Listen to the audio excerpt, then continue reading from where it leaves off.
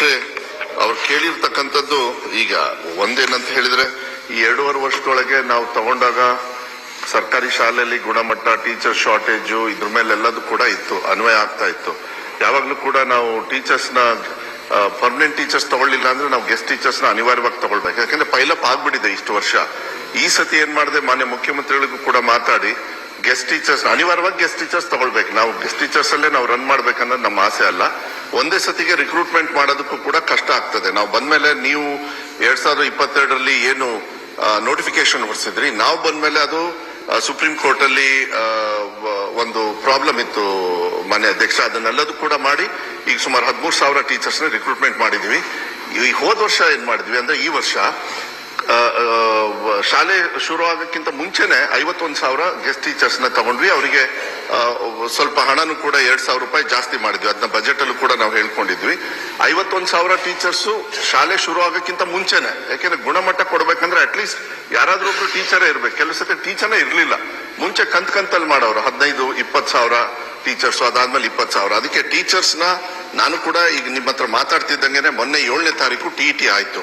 11,000, 10,000 ಕಲ್ಯಾಣ ಕರ್ನಾಟಕ ಭಾಗಕ್ಕೆ ಸೆಪರೇಟು, ಇಡೀ ರಾಜ್ಯಕ್ಕೆ ಸೆಪರೇಟು ಸುಮಾರು 11,000 ಟೀಚರ್ಸ್ ನ ರಿಕ್ರೂಟ್ಮೆಂಟ್ ಪ್ರೋಸೆಸ್ ನಡೀತಾ ಇದೆ. ನಾನು ವಿಶ್ವಾಸ ಕೊಡ್ಲಿಕ್ಕೆ ಇಷ್ಟಪಡ್ತೀನಿ ಸದನಕ್ಕೆ, ಮುಂದಿನ ವರ್ಷ ಕಲಿಕೆ ಒಳಗೇನೆ ಅಂದ್ರೆ ಯಾವಾಗ ಅಡ್ಮಿಷನ್ ಸ್ಟಾರ್ಟ್ ಆಗುತ್ತೆ ಅಷ್ಟೊಳಗೇನೆ ಇವರೆಲ್ಲರೂ ಕೂಡ ಪಾಠ ಹೇಳ್ಕೊಡ್ತಕ್ಕಂಥ ವ್ಯವಸ್ಥೆಯನ್ನ ನಾವು 100ಕ್ಕೆ 100 ಮಾಡ್ತೀವಿ. ಅದು ಮಾನ್ಯ ಮುಖ್ಯಮಂತ್ರಿಗಳು ಬಹಳ ಸ್ಟ್ರಿಕ್ಟ್ ಆಗಿ ಹೇಳಿದ್ದಾರೆ. ಅದ್ರ ಜೊತೆಗೆ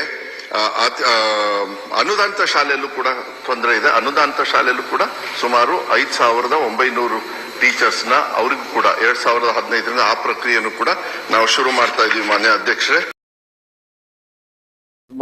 ಅಧ್ಯಕ್ಷರೇ, BO ಆಫೀಸು ಎಲ್ಲೆಲ್ಲಿ ಸುಮಾರು 50-60 ಕಡೆಗೆ ಇನ್ನೂ ನಾವು ಮಾಡೋದು ಕೂಡ ಇದೆ, ಇಲ್ಲ ಅಂತ ಹೇಳಲ್ಲ. ಯಾಕೆಂದ್ರೆ ಕ್ರಮೇಣ ಸರ್ಕಾರಗಳು ಬಂದಾಗ ಒಂದು ತಾಲೂಕ್ನ ಡಿವಿಷನ್ ಮಾಡಿ ಇಲ್ಲ ಹೊಸ ತಾಲೂಕ್ನ ತಂದಾಗ ತಾಲೂಕ್ ಆಫೀಸು ಮತ್ತೆ ಪೊಲೀಸ್ ಆಫೀಸು ಮತ್ತೆ EO ಆಫೀಸ್ ಇವನ್ ಮಾತ್ರ ಮಾಡ್ತಾ ಇದ್ದಾರೆ. BO ಆಫೀಸು ಮತ್ತೆ ಬೇರೆ ಬೇರೆ ಇಲಾಖೆದು ಏನು ಮಾಡ್ತಾ ಇಲ್ಲ. ಆದ್ರೆ ಅವ್ರಿಗೆ ಯಾವುದೇ ತರದ ತೊಂದರೆ ಇಲ್ಲದೆ ಇರತಕ್ಕಂಥ ರೀತಿಯಲ್ಲಿ ಮುಂಚೆ ಹೆಂಗ್ ನಡೀತಾ ಇತ್ತು ಆ ತರ ಮಾಡ್ತೀವಿ. ಮುಂದೆ ಏನಾದ್ರು ನಾವು ಕೂಡ ಇದಕ್ಕೂ ಕಳಿಸಿದ್ವು, ಆದ್ರೂ ಕೂಡ ಫೈನಾನ್ಸ್ ಡಿಪಾರ್ಟ್ಮೆಂಟಿಗೆ ನಮಗೆ ಹಣದ ವ್ಯವಸ್ಥೆ ಏನಾದ್ರು ಆಯ್ತು ಅಂತ ಹೇಳಿದ್ರೆ ನಮ್ದು ಎಲ್ಲರೂ ಜಾಗ ಇದ್ದೇ ಇರ್ತದೆ.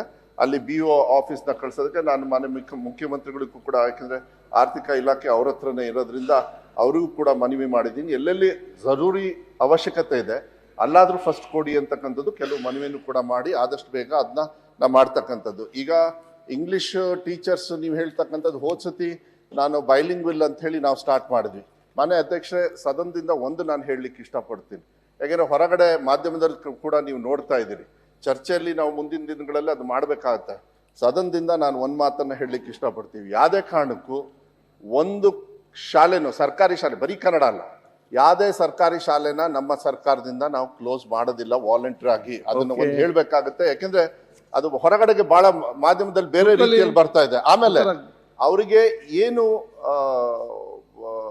ಇಂಗ್ಲಿಷ್ ಟೀಚರ್ಸ್ ಬೇಕು ಅಂತ ಹೇಳಿ ಈ ಸತಿಗೆ ನಾವು ಗೆಸ್ಟ್ ಟೀಚರ್ಸ್ ಏನೇನು ತಗೊಂಡಿದೀವಿ ಅವ್ರನ್ನ ಇಂಗ್ಲಿಷ್ ಬರ್ತಕ್ಕಂಥದ್ದು. ಆಮೇಲೆ ನೆಕ್ಸ್ಟ್ APF ಮತ್ತು ಬೇರೆ ಬೇರೆ ಔಟ್ಸೋರ್ಸ್ ಇಂದನೂ ಕೂಡ ನಾವು ಟ್ರೈನಿಂಗ್ ಕೂಡ ನೀವು ಮಾಡ್ತಾ ಇದೀವಿ. ಮುಂದಿನ ವರ್ಷ ನನ್ಗೆ ಕರೆಕ್ಟ್ ಆಗಿ ಗೊತ್ತಾಗುತ್ತೆ ಎಲ್ಲೆಲ್ಲಿ ಎಷ್ಟೆಷ್ಟು ಮಕ್ಕಳು ಯಾವ ಮೀಡಿಯಂ ಅಲ್ಲಿ ಓದ್ತಾ ಇದ್ದಾರೆ ಎಲ್ಲದೂ ಕೂಡ. ಅದಕ್ಕೆ ಅನುಗುಣವಾಗಿ ಟೀಚರ್ಸ್ ನ ಕೊಡ್ತಕ್ಕಂಥದ್ದು ವ್ಯವಸ್ಥೆನ ನಾವು 100ಕ್ಕೆ 100 ನಾವು ಮಾಡ್ತಕ್ಕಂಥದ್ದನ್ನ ನಾವು ಮಾಡ್ತೀವಿ. ಯಾಕೆಂದ್ರೆ ಮೊನ್ನೆನೂ ಕೂಡ ಈ ಬೆಳಗಾಂ ಮಹಾರಾಷ್ಟ್ರ ಬಾರ್ಡರ್ ಇರ್ಬೋದು, ಆ ಸಂದರ್ಭದಲ್ಲಿ ಒಂದು ಆರ್ಡರೇ ಮಾಡಿದ್ದೀನಿ. ಬಾರ್ಡರ್ ಇರ್ತಕ್ಕಂಥ ಎಲ್ಲಾ ಕನ್ನಡ ಮಾಧ್ಯಮಗಳಿಗೆ ಫಸ್ಟ್ ಪ್ರಯಾರಿಟಿ ಕೊಟ್ಟು ಅವ್ರಿಗೆ ಟೀಚರ್ಸ್ ಇರ್ಬೋದು, ಬಿಲ್ಡಿಂಗು ಎಲ್ಲದನ್ನು ಕೊಡ್ತಕ್ಕಂಥದ್ದು. ಅದ್ರ ಜೊತೆಗೆ ಈವನ್ ಇಡೀ ರಾಜ್ಯದಲ್ಲಿ ಇರ್ತಕ್ಕಂಥ ಎಲ್ಲಾ ಬಾರ್ಡರ್ಲು ಕೂಡ ಎಲ್ಲೆಲ್ಲಿ ಅವಶ್ಯಕತೆ ಇದೆ ನಮ್ಮ ಇಲಾಖೆಯವ್ರಿಗೂ ಕೂಡ ನಾನು ಡೈರೆಕ್ಷನ್ಸ್ ಕೂಡ ಕೊಟ್ಟಿದ್ದೀನಿ.